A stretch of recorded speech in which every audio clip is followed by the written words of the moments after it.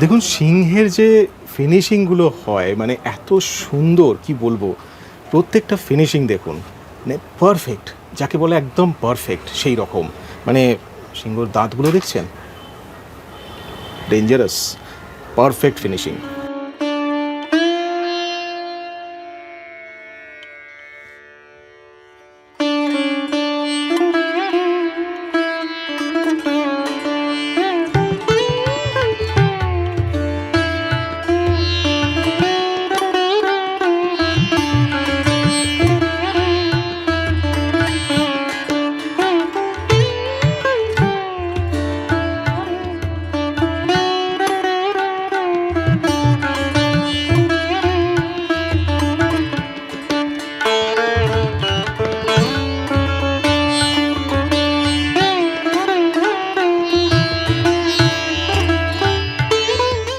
বাঙালির ইমোশন হচ্ছে দুর্গা পুজো।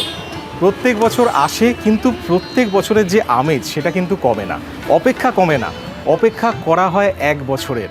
সবাই অপেক্ষা করে থাকি যে কখন আসবে পুজো আর কখন আমরা অনেক আনন্দ করব। পুজো তো কয়েক দিনের, আমরা খুব বেশি হলে হয়তো আগে, এখন যেমন 5 দিনের জায়গায় হয়তো 6 দিন 7 দিন বা 10 দিন হয়তো ঠাকুর রাখা হয়। কিন্তু এনাদের কাছে কিন্তু পুজো এই কয়েকদিনের নয়, এনাদের কাছে কিন্তু পুজো সারা বছরের একটা প্রেশার বলতে পারেন, বা সারা বছরের একটা দায়িত্ব, যেটা এই 5-6 দিনে আমরা সবাই দেখব। সেই জন্য কিন্তু এনারা দিন রাত পরিশ্রম করছেন। আর আমি এরকমই একজনের কাছে আজকে এসেছি, আপনাদের সাথে পরিচয় করাবো। তো অবশ্যই ভিডিওটা পুরোটা দেখবেন। ভিডিওটা দেখে অবশ্যই যদি ভালো লাগে তো লাইক করবেন, শেয়ার করবেন আপনার বন্ধুবান্ধব সবার সাথে। আর আমার চ্যানেলটি অবশ্যই সাবস্ক্রাইব করে দেবেন, আর বেল আইকনটি অবশ্যই ক্লিক করবেন, কারণ সেটি না করলে আপনার কাছে নোটিফিকেশনগুলো যাবে না যখনই আমি নতুন ভিডিও আপলোড করি। তাহলে ভিডিওটা পুরোটা দেখুন, স্কিপ করবেন না, পুরোটা ভালো করে দেখে আশা করি এনজয় করবেন।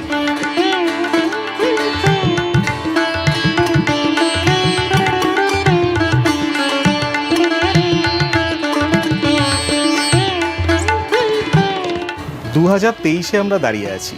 এখন থিম পুজোর প্রচণ্ড প্রচলন, মানে সব জায়গায় সবাই আবার এসে প্যান্ডেলে আগে থিমই খোঁজে। খুব কম মানুষই আছে যারা এসে কিন্তু প্রতিমার মুখটা দেখে। তো আমি আজকে যেখানে এসেছি, এখানে একটা জিনিস আমি ঢুকেই আমার চোখে লাগলো, সেটা হচ্ছে প্রতিমার মুখ। প্রতিমার মুখে একটা যেন আলাদা ব্যাপার আছে, একটা আলাদা ভক্তি আসে দেখলে।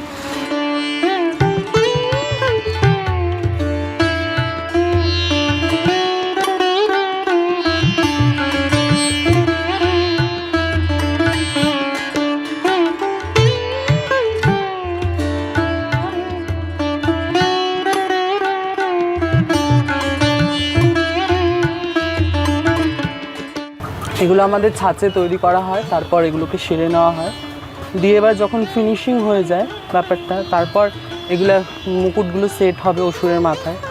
সেট করার পর তারপর রংচং হয়, সুন্দর করে গ্লিটারিং করা হয় এগুলোর ওপর। তো অসুরগুলো তখন আরও, মানে আমাদের তো এখানে মিট অ্যান্ড ক্লিন কাজ, তো আরও খুব সুন্দর লাগে দেখতে। বেলেঘাটায় 33 নম্বর চাউলপট্টি রোডে আছে শিল্পী সুশান্ত দাসের স্টুডিও। সারা বছরই এখানে বিভিন্ন ধরনের প্রতিমা তৈরি করা হয়। ব্যবসার জন্য শিল্প করছে এরকম তো অনেক শিল্পী আছে, কিন্তু শিল্পকে ভালোবেসে সেটিকে পেশা করে নিয়ে চলছে এরকম খুব কমই শিল্পী আছে। তাহলে আসুন জেনে নেওয়া যাক শিল্পীর মুখে তার শিল্পের কথা। তো আপনাদের দেখালাম এখানে এত সুন্দর সুন্দর ক্রিয়েশন সব তৈরি হচ্ছে। তো দাদাকে আমরা পেয়ে গেছি, সুশান্ত দাস, উনি হচ্ছেন শিল্পী। ওনার সাথে আমাদের জেনে নিই আজকে ওনার কাছ থেকে যে এইগুলো এত সুন্দর সুন্দর যে ক্রিয়েশন হচ্ছে কীভাবে উনি তৈরি করছেন। দাদা, আপনার যদি সাকসেসের জার্নির কথা একটু বলেন, যে কীভাবে আপনি শুরু করেছিলেন বা কবে শুরু করেছিলেন। আমার জার্নি শুরু হয় 1995-তে। ছোটোবেলাতেই শুরু করি কাজটা, তা ওই শখ থেকেই পেশায় পরিণত হয়েছে। তারপরে ওই দুটো একটা করতে করতে আজকে এই জায়গায় এসেছি।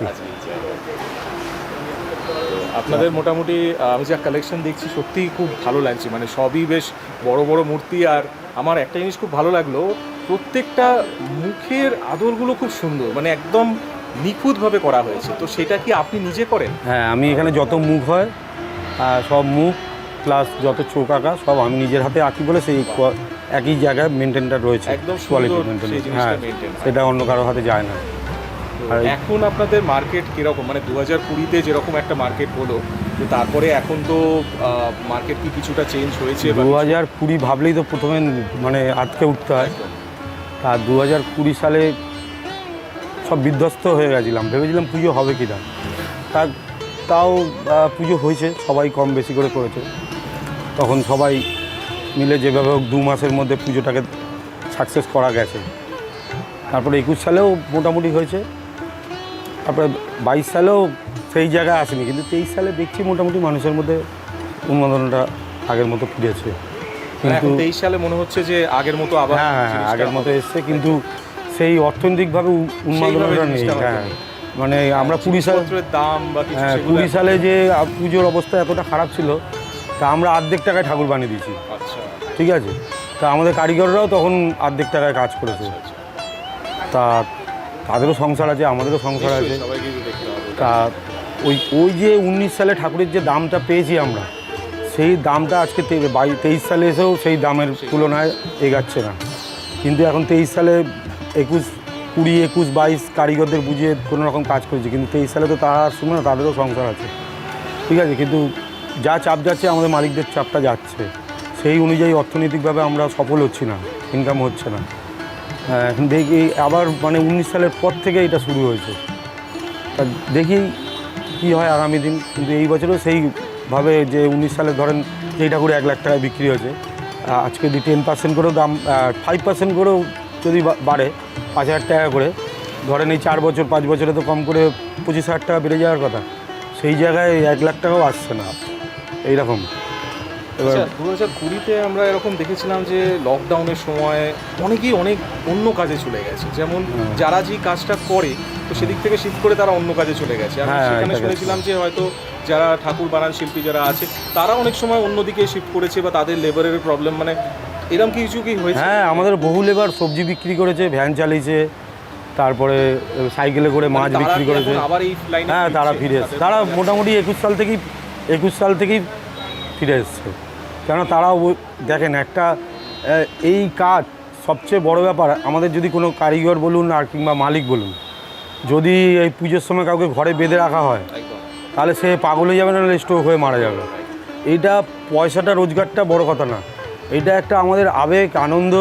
ঠিক আছে, এই যে ঠাকুর আমাদের এইটাই খেলার মাঠ, আমরা এই যে ফুটবলার একটা ফুটবলের মাঠে খেলছে, ক্রিকেটার একটা ক্রিকেট মাঠে খেলছে, টাকাটা তো ব্যাপার, কিন্তু এই যে দর্শকদের একটা উন্মাদনা, চেঁচানো, গোল দেওয়া, 6 মারা, 4 মারা, আউট হওয়া, যে চেঁচানো, এই আমাদের এখানেও এরকম ওই ঠাকুর নিতে। এটাই সত্যি দেখলাম দাদার কাছে এসে, যে সবসময় যে বিশাল বড় বড় ঠাকুর বানালাম, বিশাল বড় এগুলো, সেটা কিন্তু নয়। আমি এখানে দেখলাম এসে যে ঠাকুরের মুখ বা মানে এত সুন্দরভাবে সব কিছু করা হচ্ছে, এটাই কিন্তু মেইন আমার মনে হয়।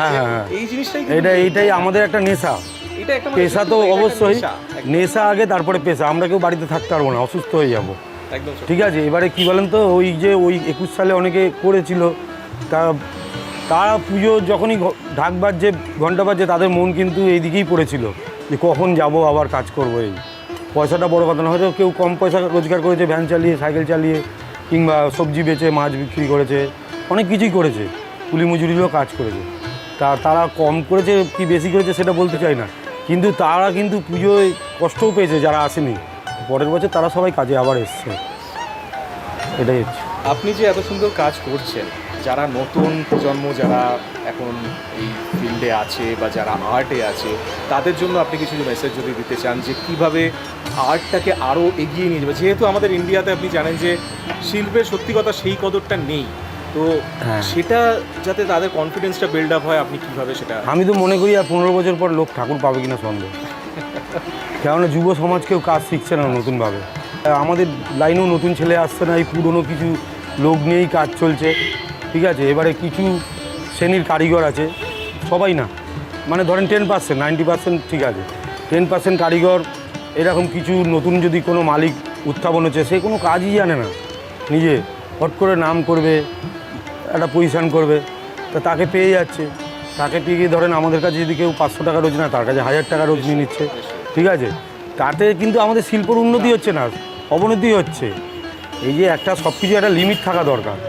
ধরেন আমার একটা ঠাকুরের দাম আছে, আমি যদি এখন 1 লাখ টাকা যদি 2 লাখ টাকা চাই, কাস্টমার কেউ নেবে? এবার কারা নেবে? হয়তো কোথাও ঠাকুর পাচ্ছে না, বিপদে পড়ে ঠেকায় নিল। হয়তো হচ্ছে না। তা সেটা আমাদের কর্মচারীর ক্ষেত্রেও হচ্ছে তাই। মানে কিছু মালিক বিপদে পড়লে তারা টাকাটা মানে তার দিয়ে যতটা পাচ্ছে একদম টেনে খিচে নিয়ে চলে আসছে। কিন্তু ও যে একটা শিল্প দাঁড় করানোর চেষ্টা করছে যে আরও 5টা লোক করে খাবে, সেই চিন্তা করছে না। মানে আমরা 5 জন পেয়েছি, আমরা ছিনিয়ে খেয়ে নিই, কারখানা বন্ধ হয়ে যাক, চলে যাক, আমাদের কোনো ব্যাপার না।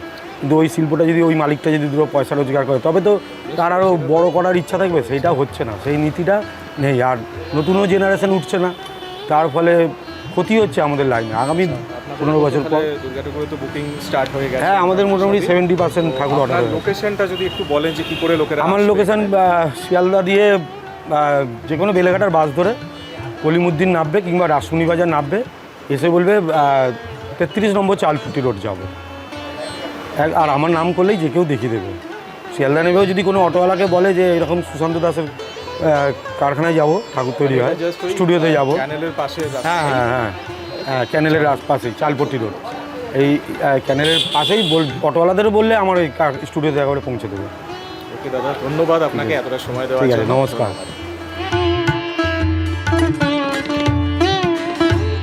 আপনি কোথা থেকে আসছেন? আপনার বাড়ি কোথায়?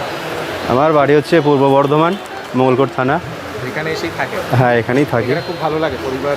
হ্যাঁ হ্যাঁ হ্যাঁ হ্যাঁ হ্যাঁ, এখানে খুব ভালো লাগে। দাদার ব্যবহারও সত্যি খুব ভালো। হ্যাঁ হ্যাঁ হ্যাঁ হ্যাঁ, দাদা কি হচ্ছে এখন? এটা গণেশ বাঁধা হচ্ছে। এটা করে তার উপর মাটিটা পাওয়া। হ্যাঁ, এটা করে তারপর মাটি লেপা হবে। তুমি এখানে কত বছর কাজ করছো? 3 বছর। 3 বছর। এখানে এক্সপিরিয়েন্স কীরকম?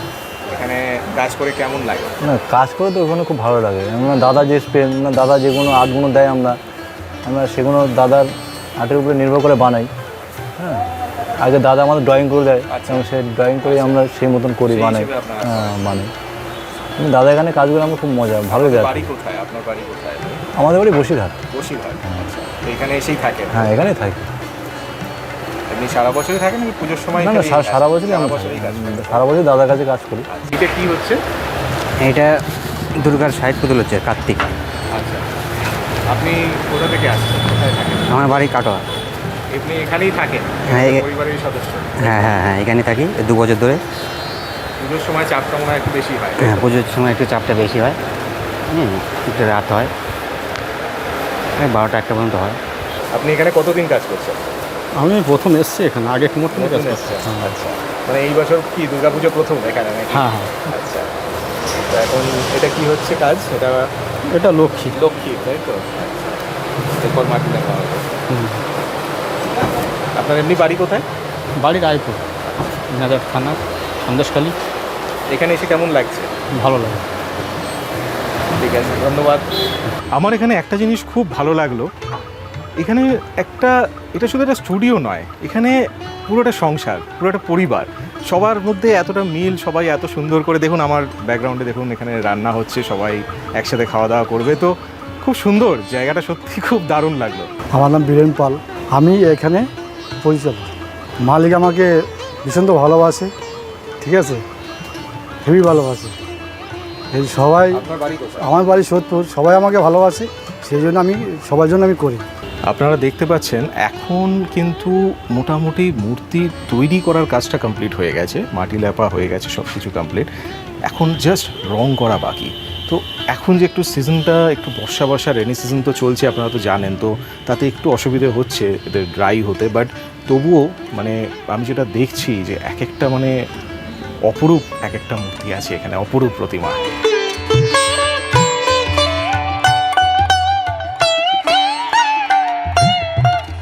আশা করি ভিডিওটি আপনাদের ভালো লেগেছে। ভিডিওটি যদি ভালো লেগে থাকে তাহলে অবশ্যই লাইক করবেন, শেয়ার করবেন আপনার বন্ধু বান্ধব রিলেটিভ সবার সাথে। আমার চ্যানেলটি অবশ্যই সাবস্ক্রাইব করে দেবেন, আর বেল আইকনটি ক্লিক করতে ভুলবেন না, কারণ সেটি না করলে আপনার কাছে নোটিফিকেশন যাবে না যখনই আমি নতুন ভিডিওস আপলোড করি। আমার ইনস্টাগ্রাম প্রোফাইলটি অবশ্যই ফলো করবেন, কারণ সেখানে কিছু দারুণ রিলস আছে যেগুলো আপনাকে দারুণ এন্টারটেইন করবে। খুব তাড়াতাড়ি এরকমই একটা দারুণ ভিডিও নিয়ে আসতে চলেছি এই চ্যানেলে। ততদিন সবাই ভালো থাকবেন, সুস্থ থাকবেন।